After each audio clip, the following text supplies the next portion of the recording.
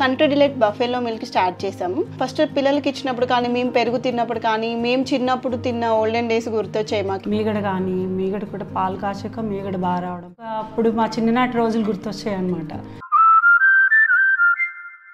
తెలుగుదేశం పార్టీలో నాయకుల మధ్య జరుగుతున్న వివాదాలకు సంబంధించి లండన్ పర్యటనకు వెళ్లే ముందు సీఎం చంద్రబాబు మాట్లాడారు సార్. టీడీపీ అధినేత చంద్రబాబు మాట్లాడారు సార్.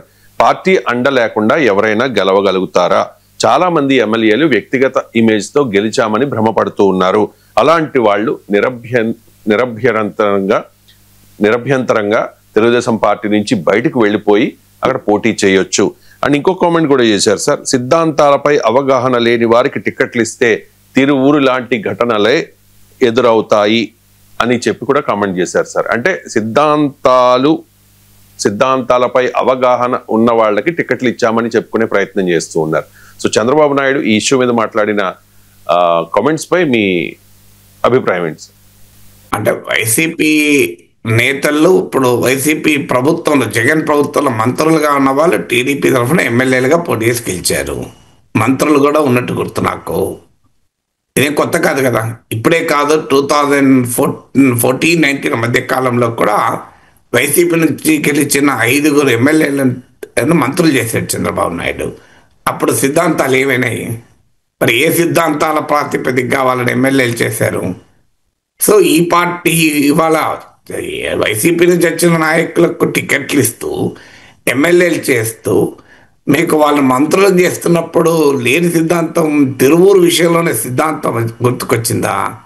అందువల్ల ఏ సిద్ధాంతాలు, ఇప్పుడు తెలుగుదేశం పార్టీ చెప్పే సిద్ధాంతాలు ఏంటి? 1, 2, 3 జగన్ వ్యతిరేకించడం మించిన సిద్ధాంతం అయితే లేదు కదా. మరి జగన్ ప్రభుత్వంలో మంత్రిగా ఉండి తెలుగుదేశాన్ని విమర్శించి చివరి నిమిషంలో టికెట్ రాకపోతే టీడీపీలో చేరితే ఆదరిస్తున్నప్పుడు ఇక సిద్ధాంతం ఎక్కడిది? గెలవడం అనేది ముఖ్యం తప్ప సిద్ధాంతం ఉందా? ఎవరు గెలుస్తారో వాళ్ళు టికెట్లు ఇస్తున్నారు, ఎవరికి డబ్బులు ఉంటే వాళ్ళు టికెట్లు ఇస్తున్నారు. అంతే తప్ప సిద్ధాంతాలు అనేది ఎప్పుడూ పోయాయి. ఇది ఏంటి, వాట్ ఈస్ ద ఐడియాలజీ చెప్పగలగాలి కదా. ఇంకో పలాంటి తెలుగుదేశం సిద్ధాంతం. అందువల్ల ఈ సిద్ధాంతానికి కట్టుబడి ఉన్న వారికి మేము టికెట్లు ఇస్తామని. తెలుగుదేశంలో దశాబ్దాల పాటు పనిచేసిన వారికి మంత్రి పదవులు వస్తున్నాయా? కులం ఆధారంగా మంత్రి పదవి, రకరకాల కారణాల వల్ల మంత్రి పదవులు వస్తలేవా? ఇప్పుడు మీకు చంద్రబాబు నాయుడు క్యాబినెట్లో ఉన్న అందరూ మీకు బుచ్చయ్య చౌదరి గారి కన్నా సీనియరా? ఆయన కన్నా కమిటెడ్ ఆ తెలుగుదేశం సిద్ధాంతాలకు. మరి గోరంట్ల బుచ్చయ్య చౌదరి గారికి ఎందుకు మంత్రి పదవి ఇవ్వలేదు? ఇప్పటి వరకు ఇవ్వలేదు కదా. ఎన్టీ రామారావు టైంలో నాకు గుర్తు, ఆయన ప్లానింగ్ బోర్డు వైస్ చైర్మన్గా పనిచేశారు క్యాబినెట్ హోదాతో. మరి ఇప్పటివరకు చంద్రబాబు నాయుడు క్యాబినెట్లో ఎందుకు మంత్రి పదవి లభించలేదు? ఆయన సిద్ధాంతాలకు కట్టుబడి ఉన్న వ్యక్తి కాదా? ఇప్పుడు ఈ క్యాబినెట్లో ఉన్న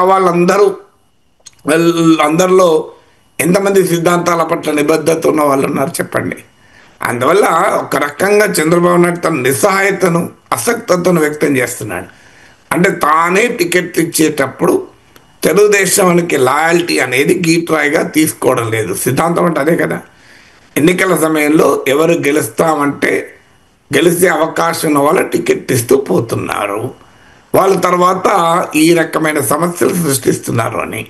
అందువల్ల అది ఎన్నికల సమయాల్లో మీరు గెలుపు గుర్రాల పేరిట డబ్బున్న వారికి, మా కండబలము అండబలము ఉన్న వారికి, వైసీపీలో పనిచేసిన వారికి కూడా టికెట్లు ఇచ్చాక ఇంకా చర్చ ఎక్కడిది? తర్వాత ఇప్పుడు వాళ్ళను మీరు నిరభ్యంతరంగా వెళ్ళిపోవచ్చు. వాళ్ళు ఎందుకు వెళ్ళిపోతారు? మీరు పంపించచ్చు కదా నిరభ్యంతరంగా.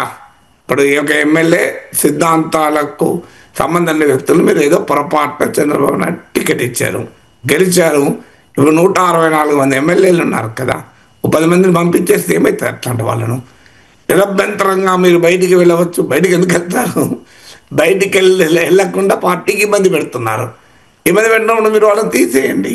పార్టీ సిద్ధాంతాలకు భిన్నంగా పనిచేస్తున్నారు, దోచేసుకుంటున్నారు, వసూలు రాజాలు అవుతున్నారు.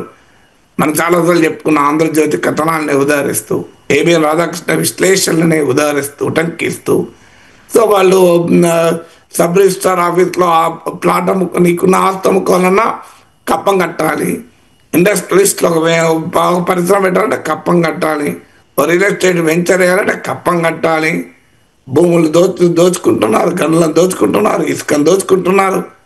మీకు కుటుంబ భాషలో చెప్పాలంటే వాళ్ళు మత్తెక్కినటువంటి మదగజాల్లాగా తయారై నియోజకవర్గాల మీద పడుతున్నారు. ఇంటాక్సికేటెడ్ అనే పదం వాడాడు అతను ఇంగ్లీష్లో. అంటే మత్తు ఎక్కితే ఎలా బిహేవ్ చేస్తారో, ఇంటాక్సికేటెడ్ విత్ పవర్, అధికారం అనే మత్తులో తూగుతున్నారు అని. ఇది అన్నది ఎవరు? కుటుంబరావు. ఇప్పటికీ కూడా P4 వైస్ చైర్మన్, తెలుగుదేశం ప్రణాళిక బోర్డు వైస్ చైర్మన్గా గతంలో పనిచేసిన వ్యక్తి, చంద్రబాబు నాయుడుకి అత్యంత సన్నిహితుడు. ఆయన అన్నది కూడా ఎక్కడ ABN ఛానల్లో, మీరు కావాలంటే వెరిఫై చేయండి, మార్నింగ్ బ్రేక్ఫాస్ట్ షోలో అన్న మాటలు ఇవి. మరి అలా అధికారం అనే మత్తులో మదగజాల్లాగా మారిన ఎమ్మెల్యేలలో 10 మంది తీసేయండి, వాళ్ళు ఎందుకు వెళ్తారు? మీరు తీసేయండి. నిరభద్రంగా తీసేస్తే ఏమన్నా పార్టీకి అయితే నష్టం ఏంటి? వాళ్ళెవరు పోరు, మరి మీరైనా పంపించచ్చు కదా. సో అందులో దుబాయ్ నుంచి వచ్చాక వాళ్ళను పిలిచి చర్య తీసుకుంటామన్నారు. ఇప్పుడు దుబాయ్ అయిపోయింది, లండన్ నుంచి వచ్చాక మళ్ళీ చర్య తీసుకుంటానంటున్నారు. చర్య తీసుకునేటటువంటి ఇంత దాకా ఎందుకు ఆలోచన? చర్య తీసుకోవడానికి చంద్రబాబు నాయుడు పిలిచి మాట్లాడాల్సిన అవసరం ఏంటి? పార్టీ అధ్యక్షుడు పల్లా శ్రీనివాసరావు చెప్తారే చర్య తీసుకుంటాడు. ఆయన పిలిపించి మాట్లాడుతుంటే కూడా వద్దు నేనే మాట్లాడుతా అన్నారు. సో చర్య తీసుకోవడానికి ఇబ్బంది ఏంటి అని. సో ఇప్పుడు ఏం పార్టీకి అరకొర మెజార్టీ లేదు, సంపూర్ణమైన మెజార్టీ ఉంది. మీరే చెప్తున్నారు వారు ఏదో వాళ్ళ వ్యక్తిగత శక్తితో గెలిచారనుకుంటున్నారు, పార్టీ వల్ల గెలిచారని. మరి వాళ్ళ వ్యక్తిగత శక్తి లేక పార్టీ వల్లనే గెలిస్తే, పార్టీకి లాయల్గా ఉన్న వాళ్ళను 30 ఏళ్ళుగా 40 ఏళ్ళుగా జెండాలు పట్టుకొని పార్టీని భుజాన మోస్తున్న కార్యకర్తలు టికెట్లు ఇవ్వచ్చు కదా. చివరి నిమిషంలో డబ్బు సంచులతో వచ్చిన వారికో వేరే పార్టీ నుంచి వచ్చిన వాళ్ళకి ఎందుకు టికెట్లు ఇస్తున్నారు? బ్రహ్మాండంగా వాళ్ళకి టికెట్లు ఇవ్వండి. 30 ఏళ్ళు 40 ఏళ్ళుగా జీవితం అంతా తెలుగుదేశానికి అంకితమైన కుటుంబాల వాళ్ళు ఉన్నారు, కష్టాలు పడ్డ వాళ్ళు ఉన్నారు, వైసీపీ పాలనలో నానా ఇబ్బందులు పడ్డ కార్యకర్తలు ఉన్నారు. వాళ్ళకి ఎమ్మెల్యేలు ఇవ్వండి, పార్టీ వాళ్ళు గెలుస్తున్నారు కదా, ఎలాగూ ఎవరిని పెట్టా గెలుస్తారు కదా. సో ఎన్నికలు వచ్చేటప్పుడేమో అభ్యర్థులకు ఎంత ఉంది మీకు, అదే నేను కోట్ చేసిన ABN షోలో జనసేన నాయకుడు శివశంకర్, బీజేపీ నాయకులు నాగభూషణ్ స్పష్టంగా చెప్పారు, డబ్బులు ఉన్నాయని అడిగిస్తున్నారు టికెట్లు, అందువల్ల మేము సంపాదించుకుంటున్నాము, భవిష్యత్తులో మళ్ళీ డబ్బులు ఉంటేనే టికెట్లు ఇచ్చేది అని ఓపెన్గా ఎవరో చెప్పుడు కాదు, కూటమి నేతలే చెప్తున్నారు కదా. కానీ వైసీపీ ఏం పని చేసిందో మనము అదే పని చేస్తున్నాం. ఇది కదా చెప్పింది, ఎమ్మెల్యేల విషయంలో చెప్పింది.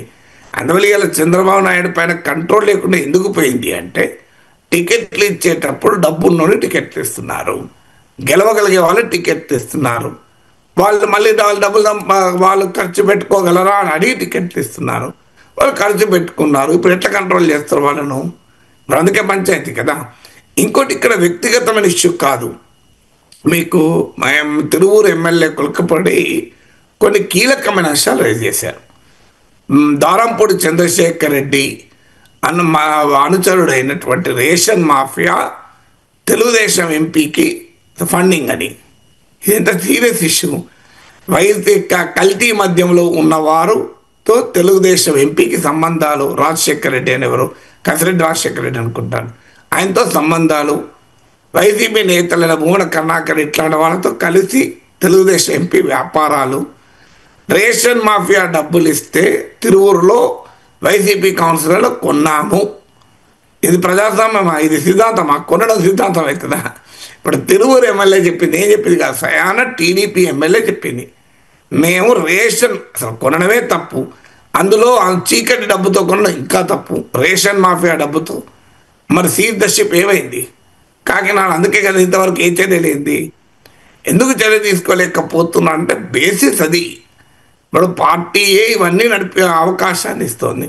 అందుకే మళ్ళీ ఎలా ఏమి అనలేకపోతున్నాడు చంద్రబాబు. చంద్రబాబు శక్తి లేకనా, చంద్రబాబుకు అనుభవం లేకనా, చంద్రబాబుకు బలం లేకనా, సంఖ్యాబలం అన్నింటి కూడా ఎందుకు చర్య తీసుకోలేకపోతున్నారంటే చంద్రబాబు కూడా తెలుసు, మనము టికెట్లు ఇచ్చేటప్పుడు డబ్బులు ఖర్చు పెట్టుకునే వాళ్ళకే టికెట్లు ఇచ్చాం, 20 కోట్లు 30 కోట్లు ఖర్చు పెట్టుకోమన్నాం, నెక్స్ట్ ఎలక్షన్లో కూడా మళ్ళీ ఖర్చు పెట్టుకునే వాళ్ళకే టికెట్లు ఇస్తాం.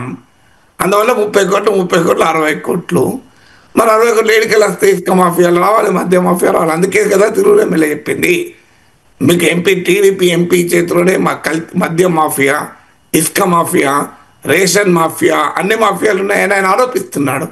మరి ఆయన నిజమైతే ఎంపీ పైన చర్య తీసుకోవాలి, ఆయన తప్పైతే ఆయన మీద చర్య తీసుకోవాలి. ఇద్దరు మీద చర్య లేదంటే ఏంటి మీనింగ్? ఇది ఏమైనా ఒప్పుకోవాల్సిందే కదా.